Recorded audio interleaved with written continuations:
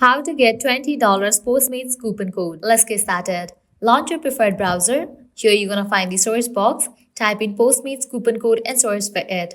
Different website links will appear. Navigate to this one website option, coupon follow.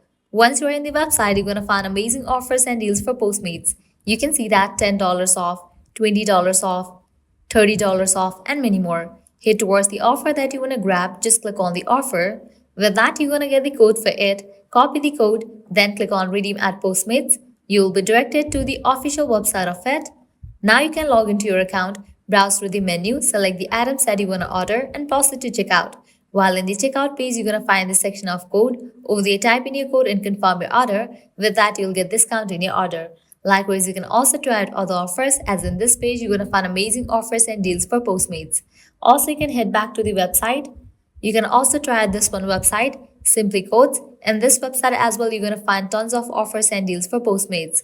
Well, this way you can easily get up to $20 working coupon code for Postmates. At the end, if you guys find this video helpful, don't forget to like, share and subscribe to our channel. Thanks for watching.